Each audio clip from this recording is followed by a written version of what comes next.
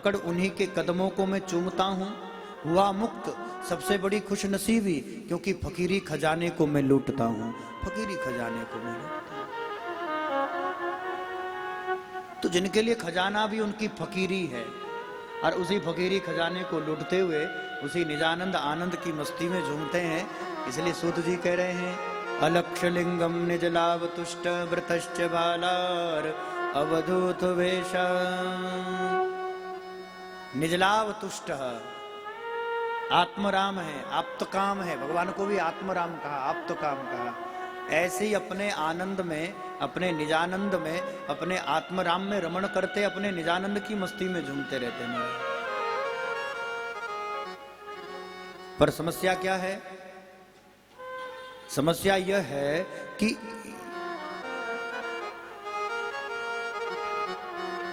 अरे इन मस्तों की बस्ती में आता है कोई कोई, रोती है सारी दुनिया, दुनिया रोती है सारी दुनिया। गाता है कोई कोई, रोती है सारी दुनिया। गाता है कोई कोई इन मस्तों की बस्ती में।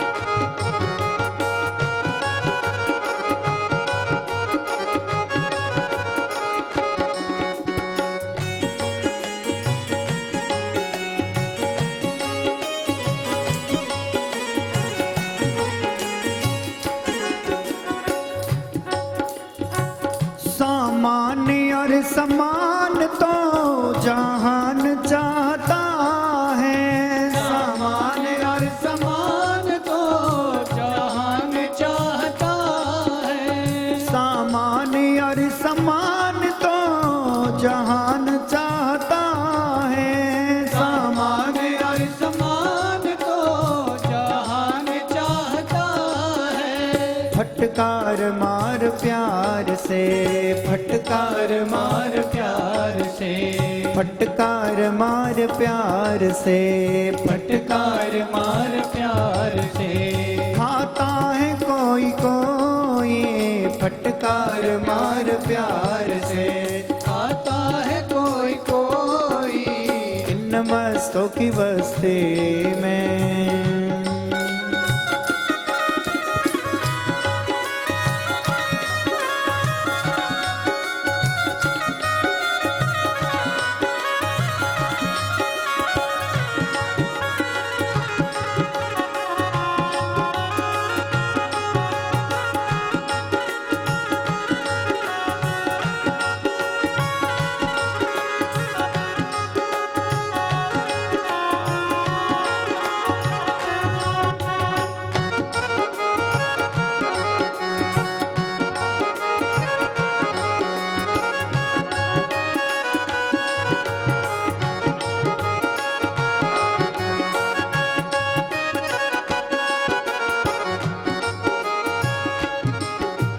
रंग रलियों की गलियों में सब लोग भटकते हैं। रंग रलियों की गलियों में सब लोग भटकते हैं। रंग रलियों की गलियों में सब लोग भटकते हैं। रंग रलियों की गलियों में सब लोग भटकते हैं। प्रभु प्रेम की गली में, गली में प्रभु प्रेम की गली में, प्रभु प्रेम की गली में, गली में प्रभु प्रेम की गली में। आता है कोई कोई प्रभु प्रेम की गली में।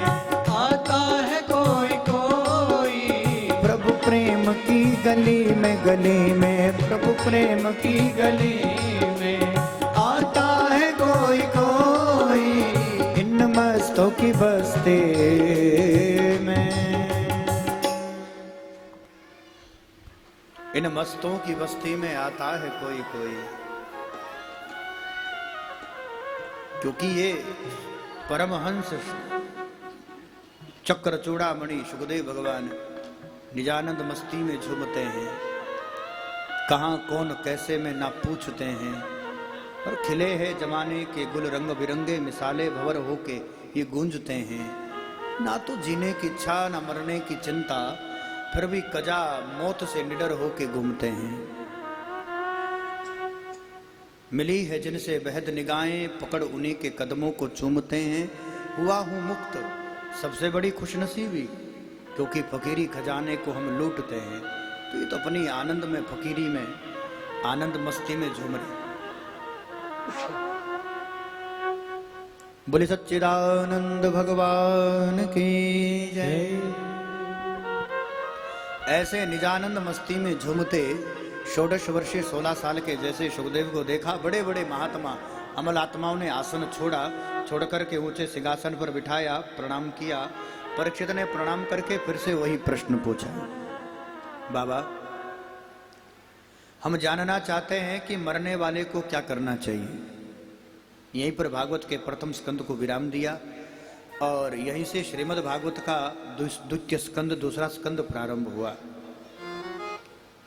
द्वितीय स्कंद पहला अध्याय, पहले अध्याय का पहला श्लोक।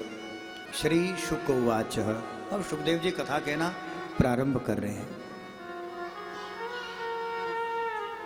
गोधुवन काल से अधिक टिकते नहीं है, टिके क्यों है? तो पहला ही उत्तर पहले ही श्लोक में सुंदर समाधान करते हुए सुखदेव भगवान कह रहे हैं कि बर्यानेशं ते प्रश्न कृतो लोकहितो नृपा। हे राजन, आपने जो प्रश्न किया है वो प्रश्न बहुत बढ़िया है, बहुत अच्छा है, क्योंकि वो प्रश्न तुम्हारा नहीं है, लोकहित का है। इन्होंने ये नहीं कहा कि हमें 7 दिन में मरना है। इन्होंने पूछा बाबा मरने वाले को क्या करना चाहिए। सुखदेव कहते हैं परीक्षित यहाँ मरने वाला कौन है? कहते हैं जिसका जन्म हुआ है। जो जन्म लेता है उसी की तो मृत्यु होती है। इसलिए आपने प्रश्न जो किया है वो बहुत अच्छा किया है। बर्यानेशं ते प्रश्न कृतो लोकहितो नृपा। हे राजन, हे नृप, आपका प्रश्न तो लोकहित का है, क्योंकि यहाँ जिसका भी जन्म होता है उन सब ने मरना ही है। और जहां तक 7 दिन की बात है तो लगभग सबको 7 दिन में ही तो मरना है। आज सोमवार है, नहीं मरे तो मंगलवार को, नहीं तो बुध, वीर, शुक्रवार, शनि, इतवार को तो कन्फर्म समझ लो। भाई कोई सोमवार को ना मरे तो मंगलवार को मर जाए, बुध नहीं तो वीर, शुक्र नहीं तो शनि, नहीं तो इतवार। वस्तुतः किसी के लिए 8वां दिन तो कभी, अच्छा किसी के लिए 8वां दिन आता है, कोई अमीर हो गरीब हो, सबको मरना तो इन 7 दिनों में ही है। 7 दिन में ही मृत्यु होगी। ये श्राप अकेले परीक्षित को नहीं है, सबको ही है। सबको 7 दिन के अंदर ही मरना है। कोई अमीर हो गरीब हो, साधु हो सन्यासी हो, कोई चोर हो, उचक्का हो, कोई कैसा ही व्यक्ति हो, मृत्यु तो सबकी 7 दिन के अंदर ही होनी है। सोम नहीं तो मंगल, मंगल नहीं तो बुध, और सबको इन 7 दिनों में ही मरना है। इतनी भी बात समझ आ जाए तो संसार छूटे नहीं, छोड़ना ना पड़े, छूट जाए। अब इतनी खबर हो जाए भाई 7 दिन है जीवन के, और पता नहीं इन 7 दिन में भी कब मृत्यु हो जाए। कल की तो खबर नहीं है। आज छोड़िए, श्वासों का भरोसा नहीं है, कब अटक जाए, कब प्राण निकल जाए, कब श्वासों का आवागमन छूट जाए। श्वासों का क्या भरोसा, रुक जाए कब कहां पर। श्वासों का क्या भरोसा, रुक जाए कब कहां पर। तो कोई भरोसा नहीं महाराज, कब श्वास आवे और कब श्वास का आवागमन छूट जाए। इसलिए सुखदेव कहते हैं बर्यानेशं ते प्रश्न कृतो लोकहितो नृपः। हे राजन, आपने प्रश्न बहुत बढ़िया किया है और ये प्रश्न लोकहित का है। अच्छा बाबा, तो ये बताओ कि क्या करना चाहिए। अब मृत्यु तो अटल है, सबकी आनी है, तो ऐसे में जीव को क्या करना चाहिए? कहते 3 काम। श्रोतव्य, कीर्तितव्यश्च, स्मृतितव्यश्च तद्भयात्। पहले तो श्रोता बनकर के कथा सुने। कथा सुनोगे तो चित्त में जो जगत बसा है वहां पर आकर जगदीश बस जाए। श्रोतव्य कहते अब सुनाने वाला ना मिले तब। कीर्तितव्य, सुनाने वाला ना हो तो स्वयं ही सुनाना प्रारंभ कर दो, भगवान की कीर्ति करना प्रारंभ कर दो। लेकिन ना कोई सुनने वाला हो ना सुनाने वाला हो तब कहते तब तीसरा काम करे स्मृतितव्य। एकांत में बैठकर भगवान की दिव्य लीलाओं का स्मरण करे, चिंतन करे। परमात्मा कितने दयालु है, कितने कृपालु है, उन सभी चरित्रों का चिंतन मनन करे। कल पितामह कह रहे थे अर्जुन को, यम मन्यस्य मातुल्यम प्रियम मित्रम सुहृदितम अकारो सचिवम दूतम। अर्जुन धन्य है, कृपालु दयालु भगवान, जो भक्त के लिए कुछ भी बनने को तैयार हो जाते हैं। महाराज कभी समय लगे तो महाराष्ट्र साथ ही है, गोदावरी नदी के तट पर एक छोटा सा गांव नगर बसा है, पेठन, बिल्कुल गोदावरी के निकट है। और उस पेठन में वो घर, वो मकान आज भी है, जहां दीवार के सारे बैठकर भगवान कीर्तन सुनते थे। नाथ महाराज संत एकनाथ जी भगवत कथा सुनाते थे, भगवान श्रोता बनकर कथा सुनते थे। एकनाथ जी जहां कीर्तन करते थे और भगवान वहीं आंगन में नाचते थे, वो आंगन घर आज भी है।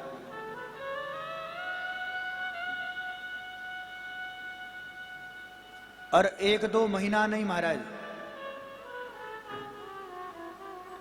भगवान संत एकनाथ के घर में श्रीखंडिया बनकर 36 महीने नौकरी किए।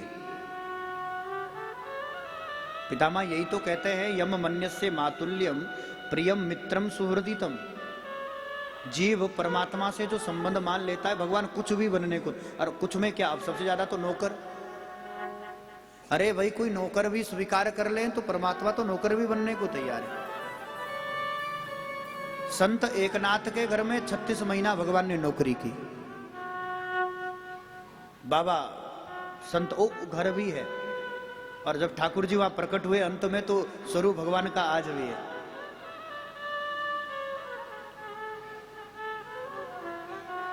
पंढरपुर में भगवान के दोनों हाथ कमर पर है,